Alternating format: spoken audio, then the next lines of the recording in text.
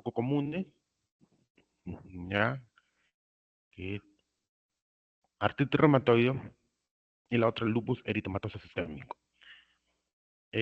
Al igual que lupus eritematoso, artritis reumatoide es una enfermedad autoinmune y es eh, sistémica. ¿Por qué sistémica?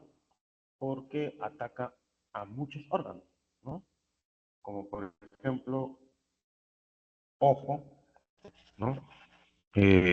Vasos sanguíneos, tejido conectivo propiamente dicho, ¿no? Pulmones, ¿no? Etcétera, ¿no? Eh, Pasamos a la siguiente diapositiva. Ahí está la definición. Es una enfermedad inflamatoria autoinmune caracterizada por qué el principal órgano que ataca, líquido sinovial, ¿no? Sinovitis. Y que se va a acompañar de órganos extraarticulares, ¿no? Como ejemplo el pulmón, cuando una neumonía, ¿no?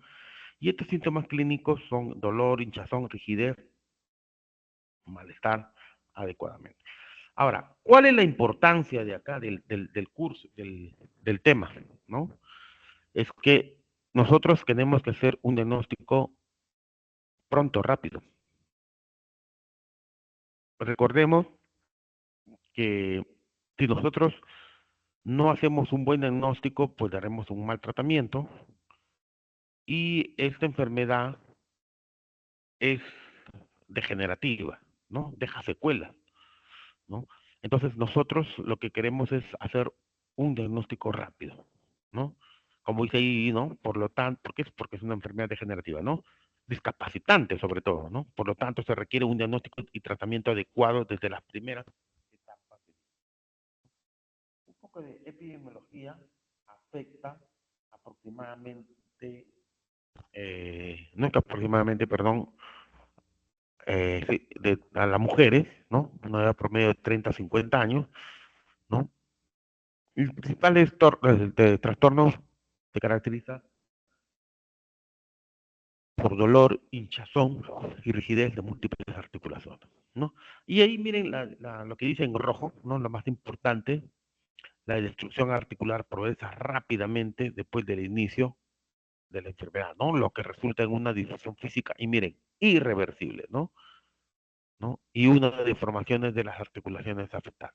Entonces, de ahí, como dice la anterior diapositiva, se requiere un diagnóstico oportuno, ¿no? Y de esa manera tratar al paciente. Por ejemplo, en la diapositiva a la derecha, ven una radiografía de una paciente que tiene artritis reumatoide que de más o menos 20 años de evolución, ¿no? La etiología sigue siendo desconocida, pero lo que se postula más es de que viene un agente infeccioso, ¿no? Se propaga, se establece en una persona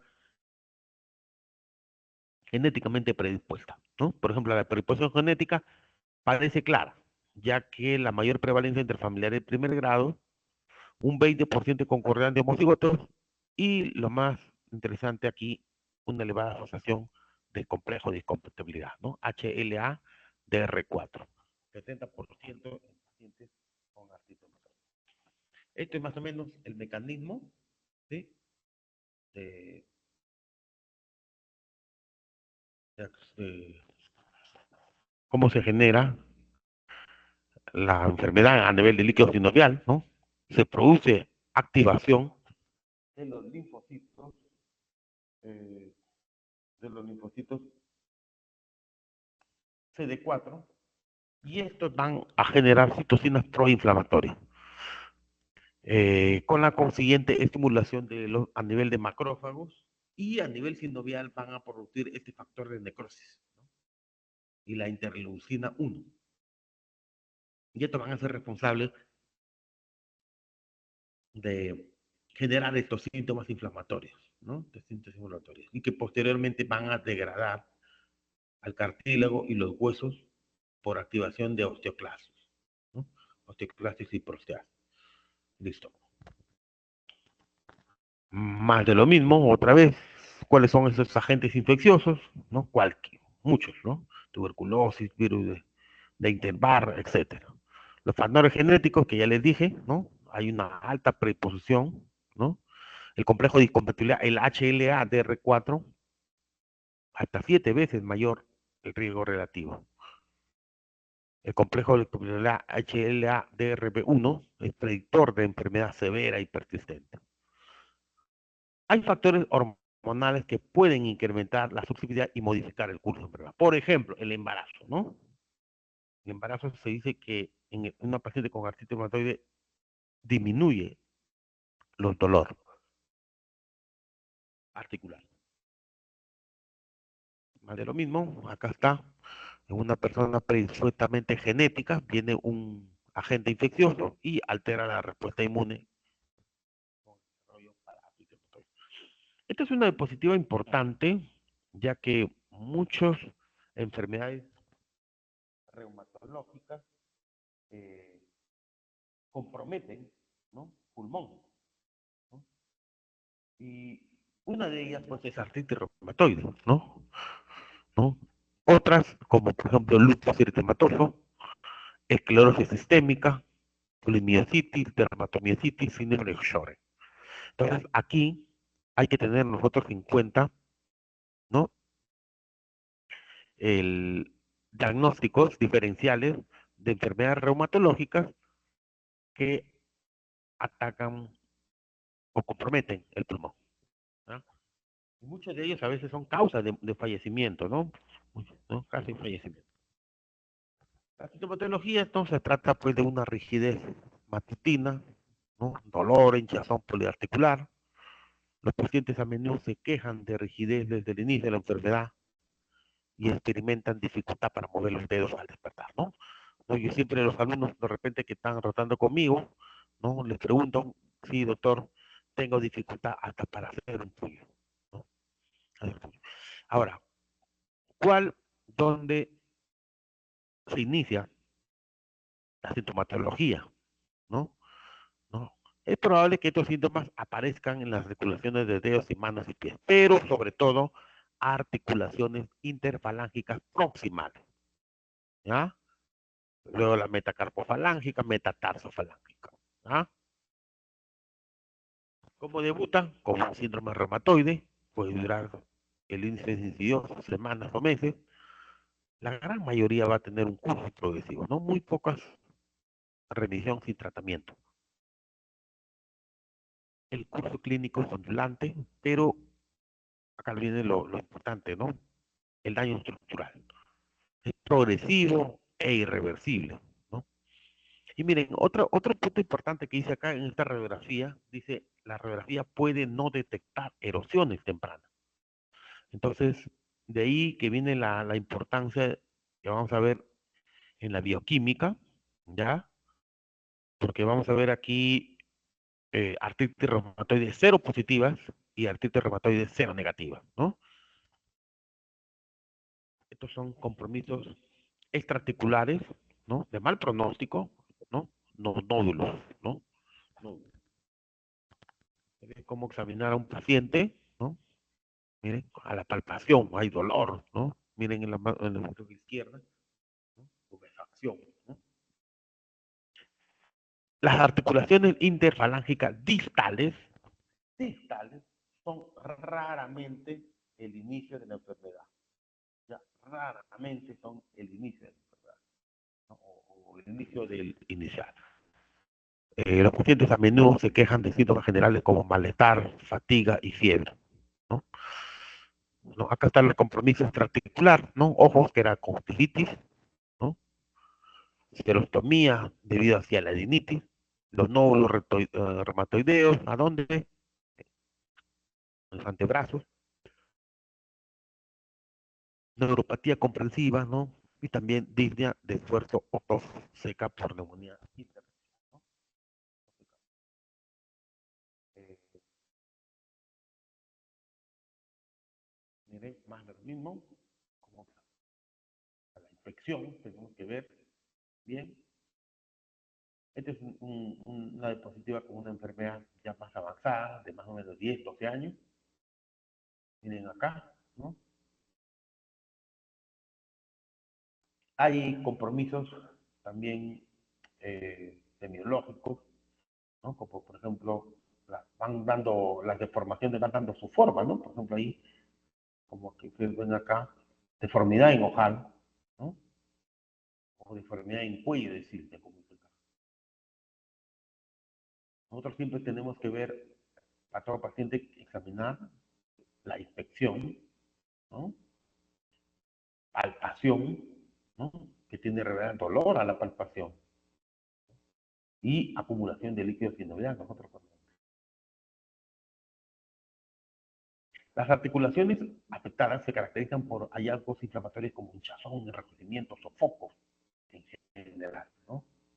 Las articulaciones múltiples suelen ser bilaterales, simétricas y a menudo móviles. ¿Ah?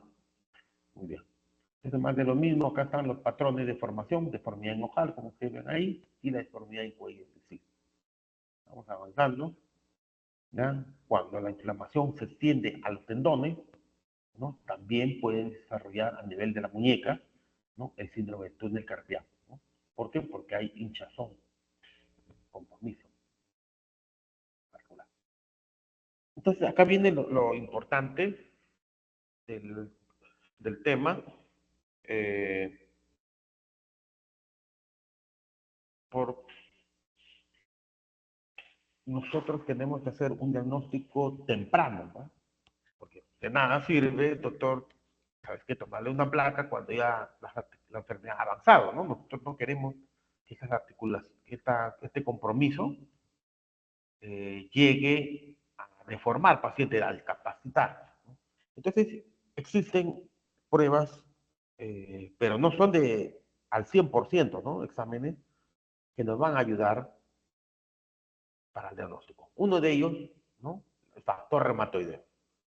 Aproximadamente el 80% de los pacientes dan positivos a factores reumatoides.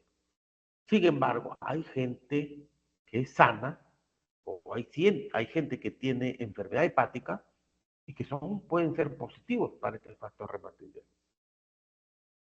Entonces, tiene una alta sensibilidad, pero no hay especificidad. Entonces, ahí vienen los denominados anticuerpos contra el péptido citrulinado, ¿no? Dice, tanto la sensibilidad como especificidad de los anticuerpos son más del 90%.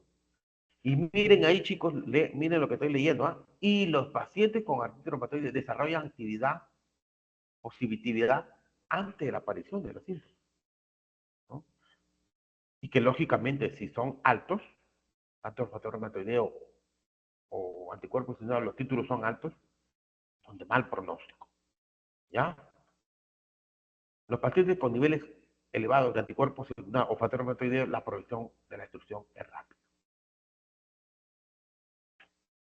Los hallazgos asociados con la inflamación, sí, también hay que ver cuando hay actividad, ¿no? ¿No? Eso lo medimos con BCG y PCR, ¿no? La proteína C reactiva. Ambos están elevados cuando hay actividad de la enfermedad. Y a nivel del hemograma también vamos a encontrar frecuentes elevados de glóbulos blancos y anemia. Una anemia normocítica hipocrómica, ¿no? Esto son, esta diapositiva que les muestro acá, son manifestaciones extraarticulares de artritis reumatoide. Miren, a nivel cardiovascular, ¿no? Al nivel dermatológico, que hasta vasculitis, úlcera, ojo chicos, ¿ah?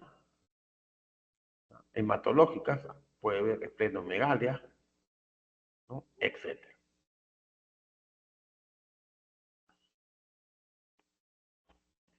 ¿Sí? Miren acá, el compromiso extraarticular a nivel de tejido de piel y paneras, ¿no? Pioderma gangrenoso, ¿no?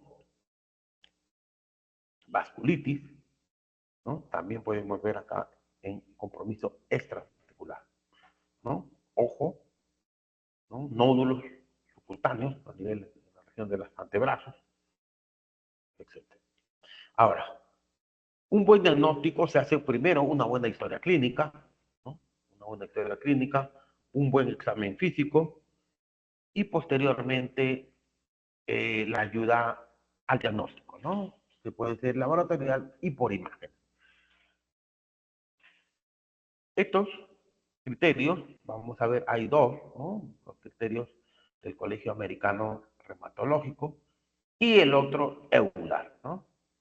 Se pueden utilizar ampliamente para el diagnóstico, ¿no? Últimamente más se está empleando EULAR 2010, ¿no? Estos criterios que definen la artritis reumatoide como una artritis persistente y que puede ser destructiva, ¿no?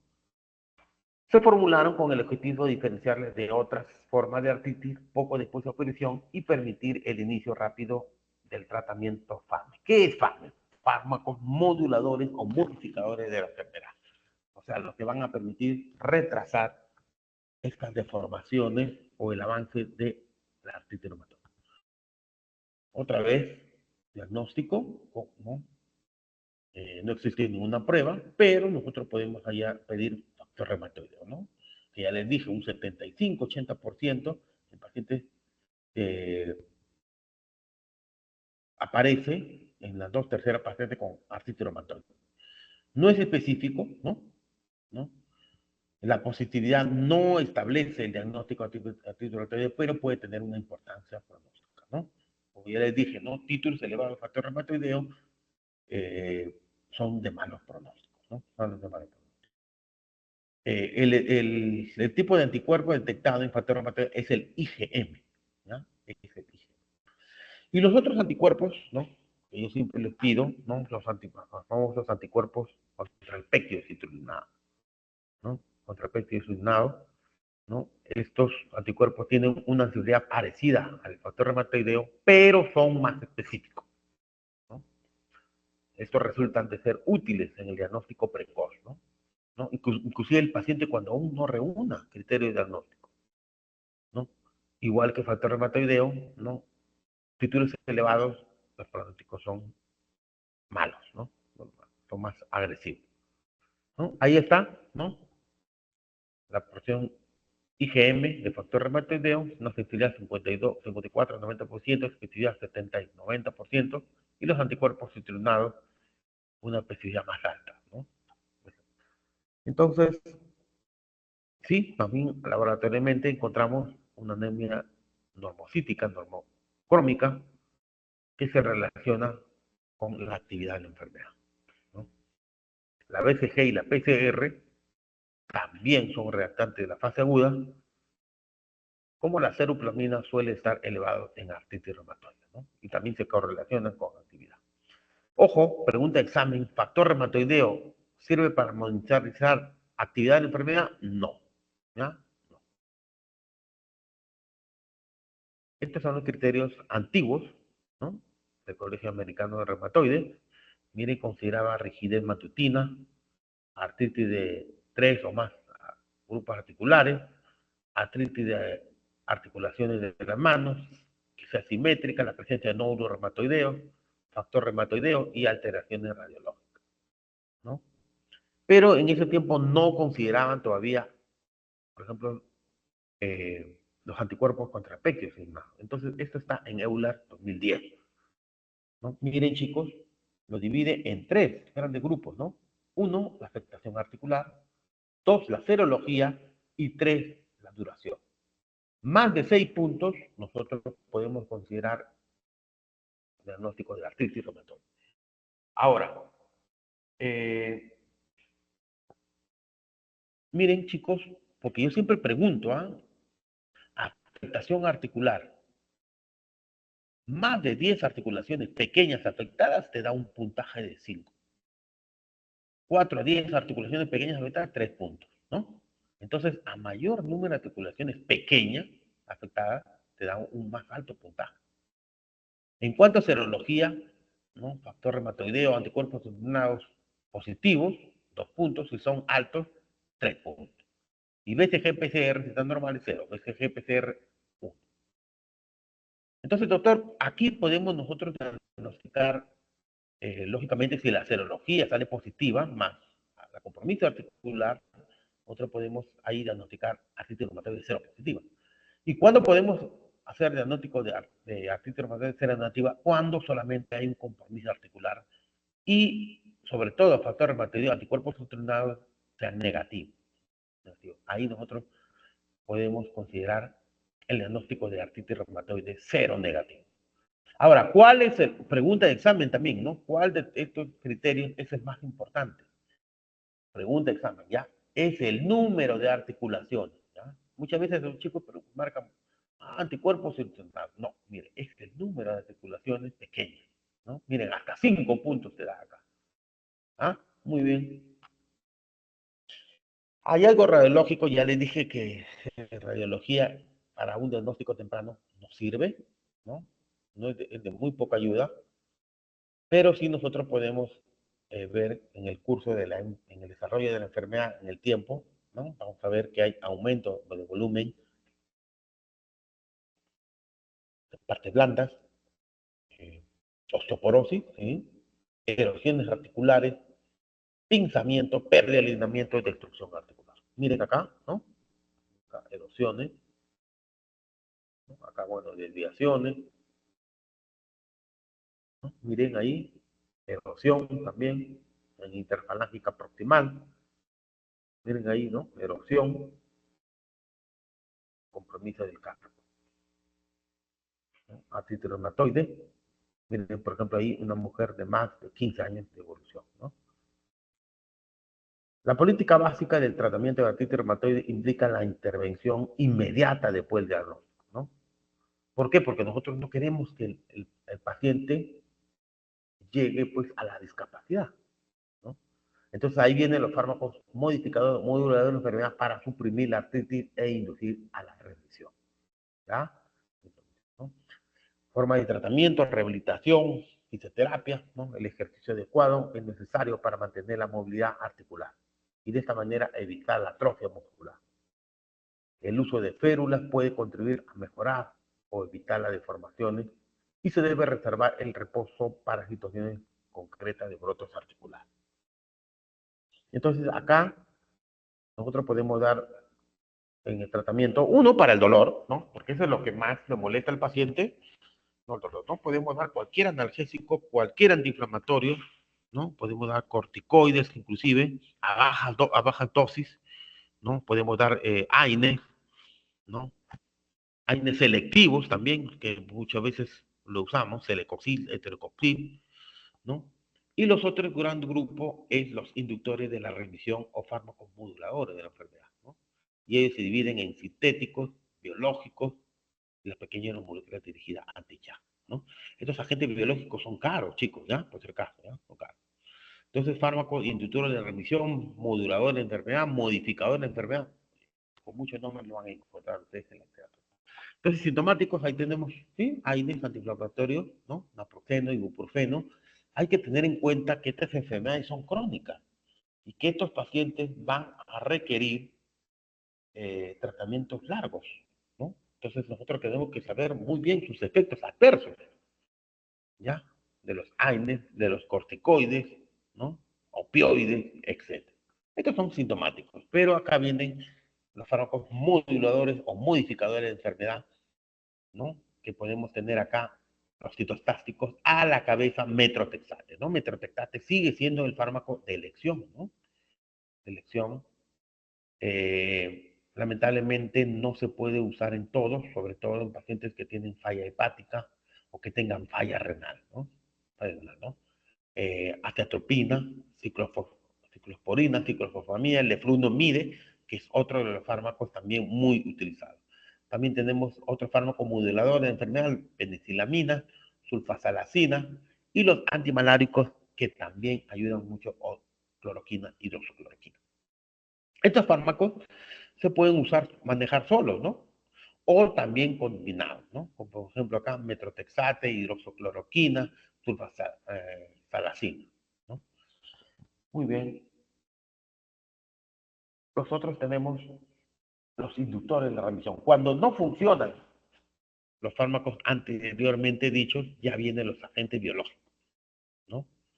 Entonces ahí tenemos, por ejemplo, etanercept, etanercept, perdón, tenemos infliximab, ¿no? Etcétera, ¿no?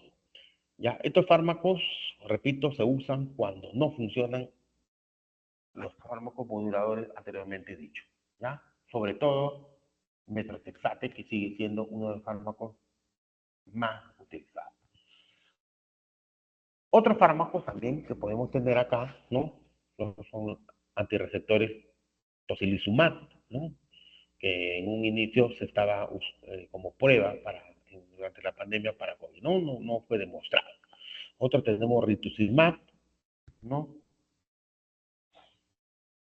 Y por último, para ir terminando, hay fármacos, ¿cuáles son los factores de mal pronóstico en artritis reumatoide? Número uno, ¿no? Edad temprana del inicio de la enfermedad, ¿no? Dos, elevados títulos, ¿no? De factor reumatoideo, de los anticuerpos entrenados, encontramos elevados, ¿no? BCG también, inflamación de mayor de 20 articulaciones y el compromiso articular, ¿no? Presencia de nódulos subcutáneos, ¿no? ¿No? Etcétera, ¿no? A ver, preguntas, por favor. A ver, alumnos. A ver, preguntas. Nada. Bueno, vamos a continuar con lupus.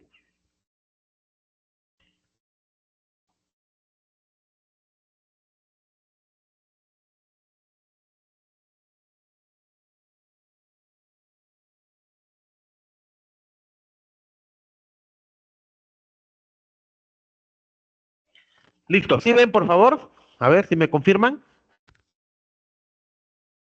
Sí, doctor, se observa. Listo. Entonces vamos a ver al lupus. Ya, lupus eritematoso sistémico, que también es una enfermedad autoinmune y multisistémica, ¿sí? Porque ataca muchos órganos, muchos sistemas, ¿no? Miren por acá, estos son aftas, ¿no? Orales, ¿no? Úlceras, ¿no? Empezamos, ¿no?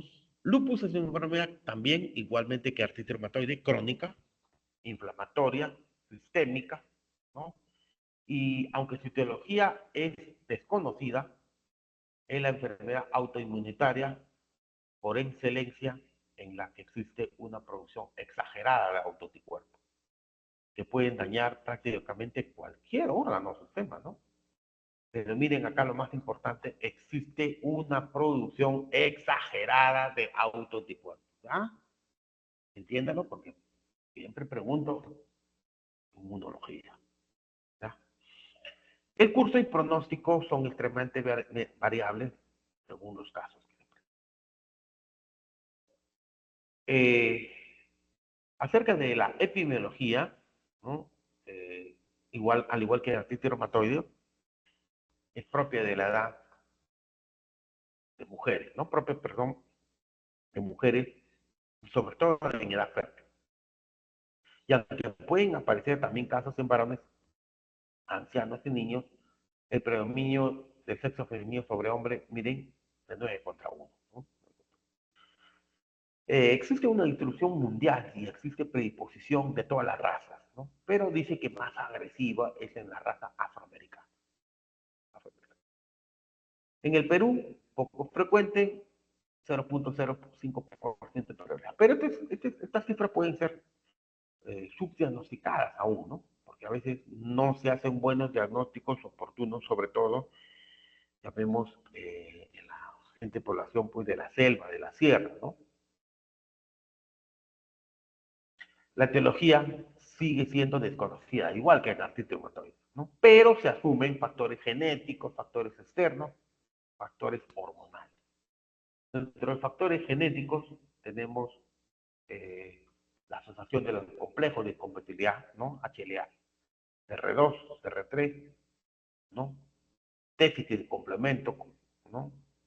¿No? Sobre todo del C1Q, sobre todo también del C2 o C4, ¿no? Hay una mayor incidencia en familiares, ¿sí? De primer grado y concordancia entre gemelos homocigotos. Entre factores externos tenemos la radiación ultravioleta, ¿no? Esto sí claramente establecido, ¿no? Y los factores hormonales existen de mayor prevalencia en el sexo femenino, ¿no? Mayor incidencia en varones con síndrome de Klinefelter y una posible exacerbación de los síntomas durante el prepuerio o la administración de estrógenos. Factores inmunológicos: en todos los pacientes con lupus existe un trastorno en la regulación de la inmunidad, ¿no? En términos globales, puede producirse una disminución, eh, una disminución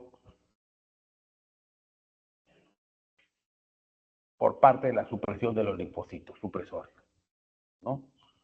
De tal forma que los linfocitos B generarían una cantidad desmesurada de anticuerpos.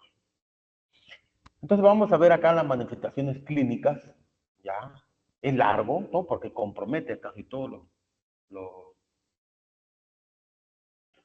los, este, los órganos y tejidos del organismo, ¿no? Síntomas constitucionales: tenemos la astenia, ¿no? Anorexia y pérdida de peso, son frecuentes, ¿no? Y su actividad sugiere actividad de la enfermedad. La fiebre, aunque puede estar presente al inicio o durante el curso de la enfermedad, por actividad también de esta, nosotros tenemos que alertar la posibilidad de una infección concomitante. Nosotros, en todo paciente con lupus, tenemos que descartar si se trata por actividad de la enfermedad o por una infección, ¿no? Infección, ¿no? Entonces, nosotros siempre, antes de iniciar con pulsos o tratamientos, nosotros tenemos que ver acá, pedir exámenes, ¿no? Hay un anticuerpo que vamos a ver más adelante, el PCR y el complemento, ¿no? Y si se trata de una infección, pues pedir hemocultivos, urocultivos para descartar eso, ¿no? Porque los tratamientos son distintos, ¿no? Son distintos. Manifestaciones cutáneas, ¿no? Podemos tener acá las manifestaciones de lupus, ¿no? Pueden ser muy diversas, ¿no? Se clasifican en específicas e inespecíficas. Dentro de las primeras se encuentran la forma más representativa, ¿no? El rash malado, ¿no? O alas en mariposa, ¿no? Como ven en la figura, ¿no? Respetan el surco nasogeniano, ¿no? Y suelen estar precipitados cuando hay una exposición solar, ¿no? Nunca dejan cicatriz, pero miren, una cifra alta se encuentran hasta un 30% de los pacientes, ¿no? Pueden presentarse también lesiones eritematosas, escamosas, que pueden dejar un área hipopigmentada, ¿no? En áreas expuestas, pero también en zonas protegidas, ¿verdad? Finalmente, son también lesiones específicas, las incluidas en lupus eritematoso cutáneo crónico, ¿no?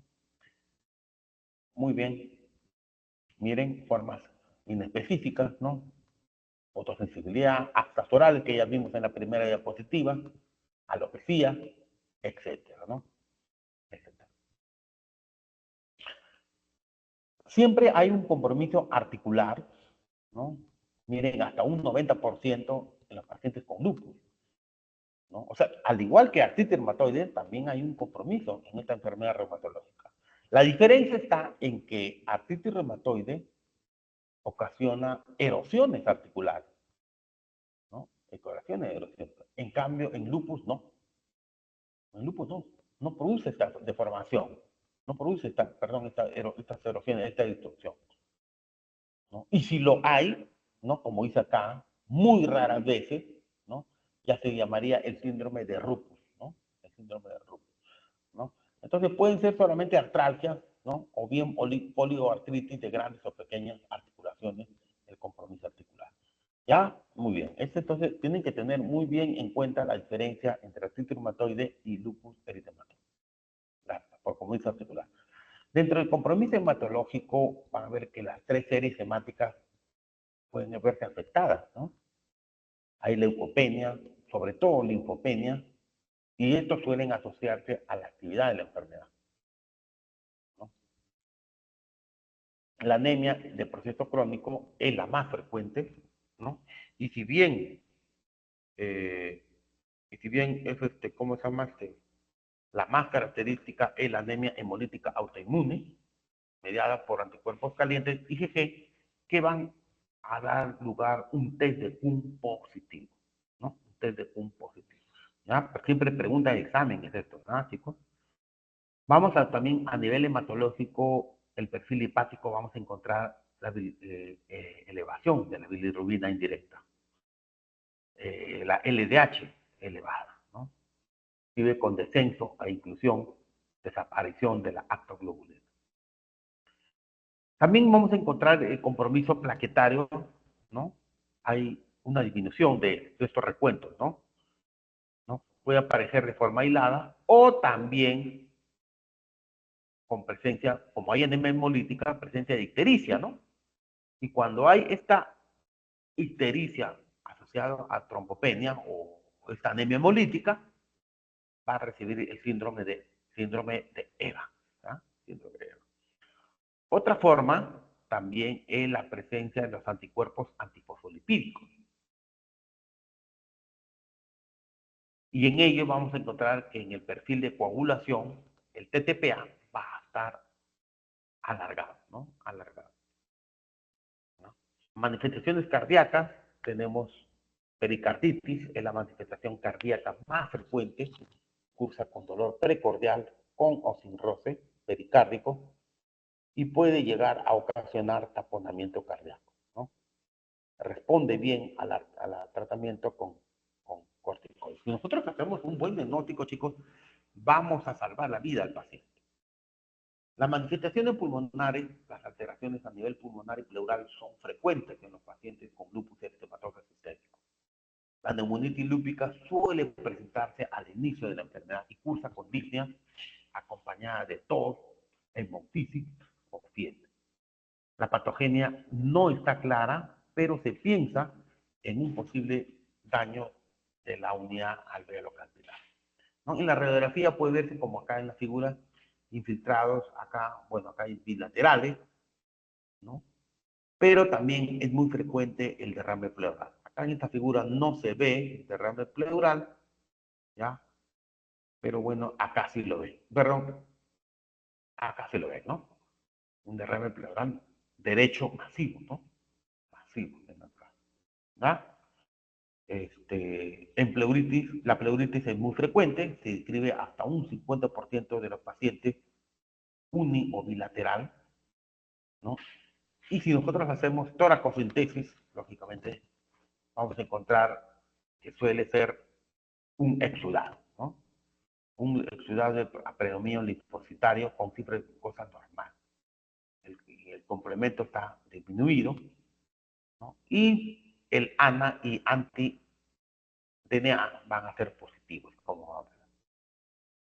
Las manifestaciones gastrointestinales, chicos, son un poco frecuentes, pero su presencia hay que descartar que vaya a ser una peritonitis aséptica, ¿no?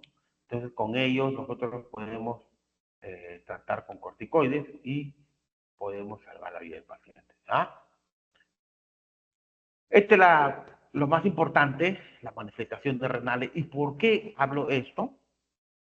Porque las tres principales causas de mortalidad en lupus eritematoso sistémico, uno es nefritis lúpica, dos el compromiso neurológico y tres las causas infecciosas. Entonces, hablando de nefritis lúpica, las manifestaciones renales en lupus es muy frecuente. Hasta un 50% de pacientes presentan anomalías en la analítica urinaria en el momento del diagnóstico, siendo la alteración más frecuente la proteinuria. Un 40% de pacientes presentarán hematuria o piuria a lo largo del curso de la enfermedad. Generalmente estas alteraciones aparecen en los 6 a 36 meses de la enfermedad. Por otra parte, la incidencia de la enfermedad renal en lupus sea probablemente mucho mayor, ¿no? Por encima del 90%, y esto es cuando se practican biopsias renales a pacientes sin evidencia de alteración, ¿no? A menudo se descubren glomeracitis mesangiales o incluso proliferativas ya, ¿no? Y el pronóstico en estos suele ser favorable mientras la enfermedad sigue silente, ¿no? Entonces, esto es lo que estoy diciendo en rojito, ¿no? La afectación renal es una de las principales causas de mortalidad, ¿no? Y morbilidad también, ¿no? ¿No? Sin embargo, hay una mejor supervivencia y esto es debido a que hay el tratamiento oportuno, ¿no? Que es con inmunosupresores. Rapidito nomás, cómo se hace o cómo se compromete el riñón nefritis lúpica, ¿no? A nivel sanguíneo, ¿no? Se produce en nefritis lúpicos tras el depósito de complejos inmunes bien formados localmente o depositados desde la circulación sanguínea, ocasionando una glomerulonefritis. Estos inmunocomplejos contienen varios antígenos como DNA, histonas y restos de núcleos celulares, así como componentes de la membrana basal glomerular.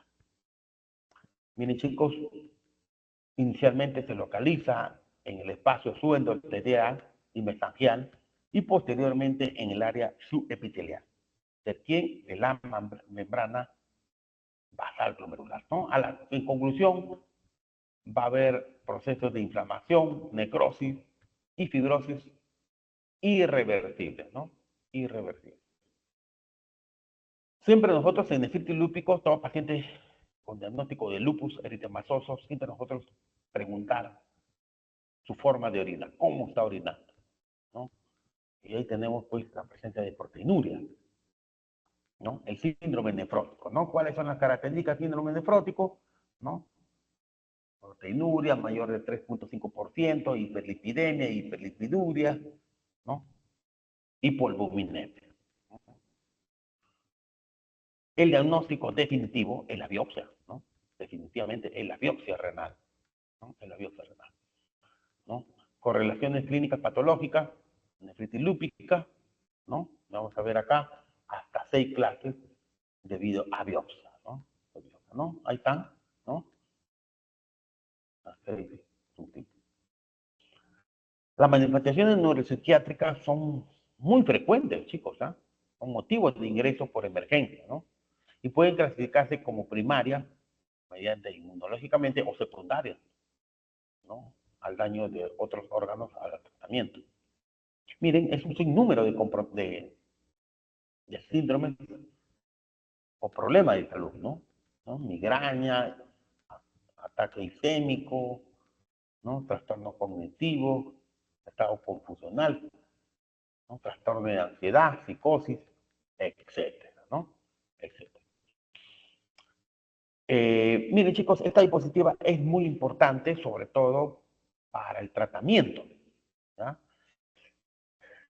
No a todos, de acuerdo a las manifestaciones, será lo mismo. Hay manifestaciones menores, hay manifestaciones moderadas y hay manifestaciones graves. Vamos a lo que más nos interesa, las manifestaciones graves, ¿no? Cuando afecta a un órgano mayor y pone en riesgo la vida o función, ¿no? Tienen riesgo de daño crónico con secuela orgánica importante, ¿no? ¿Cuáles son? Por ejemplo, uno de ellos, nefritis lúpica, ¿no? Otra, afectación neurológica. Otra, hemorragia pulmonar, vasculitis, lupus ampulloso. Entonces, estas son manifestaciones graves, como dice, afectan un órgano y ponen en riesgo de la vida. Aquí el tratamiento se usa ya con pulsos de corticoides, ¿no? Se coloca metilprednisolona, 1 gramo endovenosa, diluida en cloruro de sodio, ¿no? De 200 centímetros cúbicos y colocar, ¿no? 1, 2, 3, hasta 4 días se puede colocar, ¿no? Otro puede colocarse bolo de ciclofosfamida o ácido micofenólico en otros supresores. Estas son las manifestaciones graves. ¿Cuáles son las manifestaciones moderadas? Son aquellas que no son una amenaza para la vida, pero sí generan limitación funcional, ¿no? Por ejemplo, artritis persistente, lesiones cutáneas graves, extensas, trombopenia, leve, ¿no? Lógicamente, ¿no? Entonces, estos pacientes pueden ser tratados con glucocorticoides, pero a dosis baja, ¿no? A dosis baja, ¿ya? A bajas a medias, ¿no? Antimaláricos o inmunosupresores, como por ejemplo, sí, motrotexate, leflunomide, etc.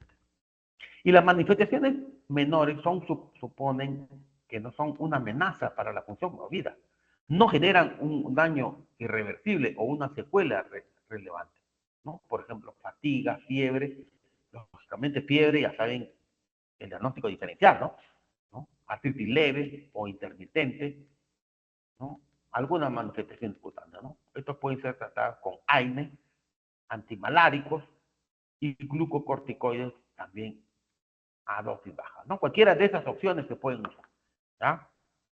Entonces, esto es importante, chicos, en lupus eritematoso sistémico, el tipo de manifestación. Menores, moderadas, graves. ¿Por qué? Porque después de ello el tratamiento es distinto. Vayamos a lo que siempre preguntan los famosos autoanticuerpos, ¿no? Es la alteración más frecuente, característica del lupus, ¿no? ¿Cuáles son las presencias diferentes de autoanticuerpos, ¿no? Especialmente los ANA, ¿no? Miren, anticuerpos antinucleares hasta un 98% y los famosos anti-ADN, ¿no? Algunos de estos se asocian a determinadas manifestaciones o formas clínicas de lupus. Otras alteraciones en laboratorio, ¿no? Tenemos también que el BCG se eleva, ¿no? Los títulos elevados del anti-ADN, ¿no? De doble cadena, ¿no? De S, y la disminución del complemento, ¿no? De C3, C4, ¿no? El factor reumatoideo también aparece, también, sí, aparecen, ¿no? Pero miren, un 25% de los casos, ¿no? Muy bien, chicos, acá está, esta diapositiva, miren acá, lupus eritematoso sistémico, ¿no? Miren los ANA, 90-95%. Lo malo de los ANA es que está en otras enfermedades reumatológicas también, hasta polimiositis, dermatomiositis, hasta artritis, ¿no? Entonces de ahí vienen los famosos autoanticuerpos, ¿no? ¿No? Como el anti-DNA de doble cadena y el anti-SMID, ¿no? Mire, el anti-A de doble cadena, 65-75%, ¿no? Y el anti-SMID, un 20%. Pero anti-SMID es el más específico, ¿no? Casi no lo encuentras en otra patología, ¿no? Entonces, ahí están, ¿no? Y preguntan en el examen, ¿cuál es el más específico? El anti-SMID. ¿Ah? Anti-SMID. Bueno, en resumen, ahí tenemos las múltiples manifestaciones, ya que se trata de una enfermedad multisistémica, ¿no? Y el compromiso, ¿no? Pulmón, corazón, úlceras orales, etc. Hay situaciones especiales, ¿no? Como por ejemplo, eh, lupus inducido por fármacos, ¿no? El hallazgo de los ANA positivos en ausencia de manifestaciones clínicas eh, no constituye una indicación para retirar el fármaco asociado, ¿no? Si nosotros estamos un paciente y no tiene ninguna manifestación, pues no constituye una indicación. Solo un pequeño porcentaje van a desarrollar manifestación, ¿no? Aproximadamente el 5% de los casos de lupus se asocia a un fármaco, ¿no? Sin embargo, la lista de estos fármacos son largas, ¿no? Hidralazina, procainamida, metildopa, ifenacida, etc. Para establecer el diagnóstico de lupus inducido por fármaco, no, en primer lugar, no debe haber un antecedente de que el paciente tenga lupus, ¿no? Debe presentar, en este caso, los ANA positivos y al menos una manifestación clínica de lupus durante el tratamiento con este fármaco. Otro criterio también, que estas alteraciones deben desaparecer tras que se retire el fármaco, ¿no? Miren, estos son una larga lista de fármacos que producen el famoso lupus inducido por fármaco, ¿no? El lupus inducido por fármaco es más frecuente en la raza blanca. La clínica es menos florida que la del lupus, ¿no? El lupus ordinario, ¿no? Y los síntomas constitucionales osteoarticulares y serositis son las manifestaciones más frecuentes, ¿no? Y es excepcional, pues, que llegue a afectar órganos vitales como riñón o sistema nervioso. Las manifestaciones cutáneas son poco frecuentes. Es característica la presencia de anticuerpos antihistónicos, ¿ya? Estas son preguntas de examen, las famosas presencias de anticuerpos antihistónicos, ¿no? Los anticuerpos anti-ADN, ¿no? Y anti-SNP, en estos casos, están ausentes, ¿ah? Y los niveles de complementos permanecen normales, cosa que es distinto en el lupus eritematoso o renal. Lupus y embarazo, ¿no? La fertilidad es normal en pacientes con lupus, pero sin embargo los abortos espontáneos, prematuridad y muertes fetales alcanzan un 30-40%, especialmente en portadoras de los anticuerpos antifosfolipídicos, ya que son preguntas de examen, ¿no? O las cuestiones con nefritis activa durante la gestación. Aunque no está demostrado que el embarazo suponga un empeoramiento para el curso clínico de lupus, se aconseja que este se produzca cuando la enfermedad esté inactiva. En este sentido, se recomienda como método anticonceptivo las medidas físicas, evitando los dispositivos intrauterinos y los anticonceptivos orales, sí, por el aumento de riesgo cardiovascular. ¿Ya? Vamos a ver sobre evolución y pronóstico. Es distinta por las diferentes maneras, ¿no? Entonces, como dice acá, hay formas poco agresivas, ¿no? Que no modifican la supervivencia y hay formas rápidamente progresivas que llevan incluso al paciente a la muerte, ¿no? La forma más frecuente es la presencia de un curso intermitente, ¿no? Con exacerbaciones y remisión. Miren chicos, ahí muchos ya habrán llevado nefrología, ¿no? El primer factor que condiciona la supervivencia sigue siendo nefritis lúpica, ¿no? La afectación renal, ¿no? De forma que son factores de mal pronóstico, el deterioro de la función renal que produce que la creatinina vaya en aumento, ¿no? Vaya en aumento. Ustedes pueden sacar ustedes su Crocov cualquier fórmula que se encuentran ahora en los dispositivos para sacar la tasa de filtración glomerular, ¿no? Otros datos renales que indican mal pronóstico son la anemia, hipolmuminemia o el consumo de complemento en el momento del diagnóstico. El nivel socioeconómico bajo y con menor evidencia la presencia del anticuerpo antifosfolipídico, la afectación del sistema nervioso. ¿No? Creo que ya les dije, ¿no? ¿Cuáles son las principales causas de muerte? Infecciosas, nefropatías y compromisos neurológicos, ¿no? Y compromisos neurológicos son las tres principales causas de muerte en pacientes con lupus eritematoso sistémico, ¿no? Los fenómenos trombóticos derivados de la aterosclerosis secundaria al tratamiento corticoide prolongado y a la inflamación crónica se manifiestan en forma de larga de evolución de enfermedad, ¿no? Lógicamente, estos pacientes no llevan un tratamiento largo, muchas veces con corticoides, ¿no? Que ustedes también tienen que saber los efectos adversos de uso de corticoides. Miren, chicos, esta diapositiva vale repetirla de una vez, ¿no? Porque nosotros tenemos que todo paciente con lupus tenemos que ver si la fiebre se trata por la actividad de la enfermedad o por un agente infeccioso, ¿no? Entonces, miren, chicos, acá en el cursor es necesario primero descartar una infección y efecto tóxico de medicamentos respectivamente, antes de atribuir que la manifestación actividad de la enfermedad, ¿no? Para determinar si la fiebre está asociada a la actividad del lupus, se recomienda tomar en consideración que la fiebre por actividad suele cursar con lo que les había dicho, ¿no? Los complementos bajos, niveles bajos.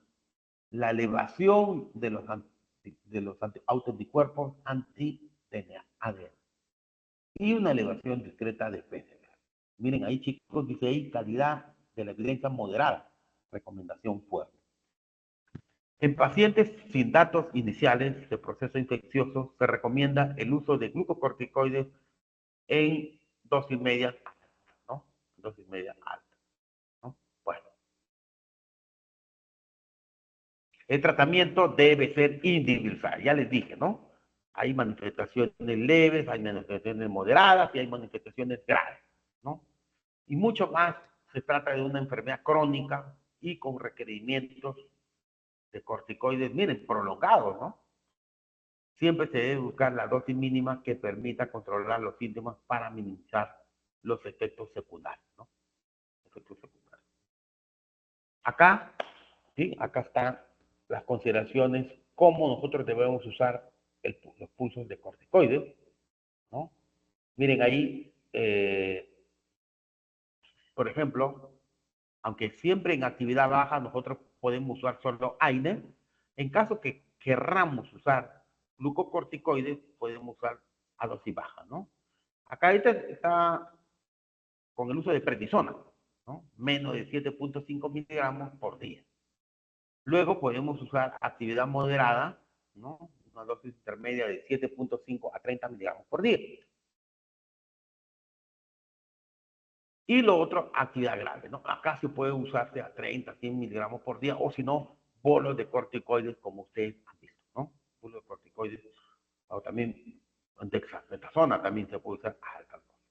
Posteriormente, que nosotros estamos induciendo a la remisión de la enfermedad, viene el mantenimiento, ¿no? Una vez que se logra la reducción de la actividad o la remisión, iniciar el esquema de remisión, ¿no? ¿Cómo? Se inicia después de 6 semanas de uso de dosis alta, ¿no? Vamos disminuyendo 10 a 20% cada 15 días, cada semana 15 días, hasta llegar a 30 miligramos al día. Posteriormente se sigue disminuyendo un 10% cada 15 días hasta la suspensión o continuar con dosis de mantenimiento a dosis bajas de 7.5 miligramos de prednisona, ¿no? Entonces, más sobre tratamiento, ¿no? Vamos a ver los antiinflamatorios, los inmunoduladores, los inmunosupresores, ¿no? Los antiinflamatorios pueden usar también, sí, los corticoides, ¿no? Y acá, como dicen ahí, si hay actividad, ¿no? Manifestaciones graves, pueden usar pulsos de corticoides, miren ahí 250 hasta 1 gramo, ¿no? 1 a 3 días, ¿no?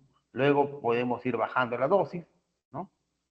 Y si nosotros usamos corticoides, nosotros podemos tener acá, agregar al tratamiento suplemento de calcio, ¿no? ¿Por qué? Porque el uso prolongado de corticoides produce osteoporosis, ¿no? Produce osteoporosis. En cuanto a inmunoduladores, la hidroxicloroquina, ¿no? También podemos usar una dosis de 5 miligramos por kilo por día. Y la evaluación debe ser por oftalmología siempre. ¿Por qué? Porque el uso de estos fármacos produce retinopatía, ¿no? Retinopatía. Inmunosupresor también podemos usar otras, ya, ¿no? Aparte de puse de corticoides, glucofosfamida, también podemos usar micofenolato, ¿no? Y mantenimiento podemos usar metrotexate, leflunomida o acetato, ¿ya? Sí, nosotros tenemos que tener en cuenta que los usos de corticoides, miren aquí, ¿no? Siempre debe ser la menor dosis, ¿no? 7.5 miligramos por kilo al día de prednisona. Dosis no segura que muchos pacientes toman, ¿no? Dosis altas, ¿no? 20 miligramos, ¿no? Pulso metilprednisolona, ¿no? Acá está la dosis, 15 miligramos por kilo por día o 250 hasta 1 gramo, ¿no? Si el daño de órgano blanco vida, ¿no? Por ejemplo, nefritis, lúpica, vasculitis, ¿no? Las manifestaciones son graves, ahí nosotros pues, tenemos que expulsar al paciente. Lo malo del glucocorticoides es que tienen muchos efectos adversos, ¿no? Osteoporosis, hiperglicemia, Cushing, catarata, etc., ¿no? Otro fármaco que se usa, hidroxicloroquina, reduce el riesgo de recaída, pero la dosis establecida es por kilogramo de peso, ¿no? 5 miligramos por kilo al día. Lo malo que tiene que ser evaluado siempre por oftalmología por el riesgo de maculopatía, ¿no? Inmunoduladores también, sí, se puede usar, ¿no? Como por ejemplo metrotexate a una dosis parecida a artritis reumatoide, ¿no? Que se usa semanalmente, ¿ya? A ver, chicos, ¿preguntas? ¿Preguntas por ahí? ¿Nada? ¿Ninguna pregunta? Listo. Bueno, si no hay preguntas, bueno, yo las diapositivas se las paso a la delegada. ¿Ah? Listo, muy bueno.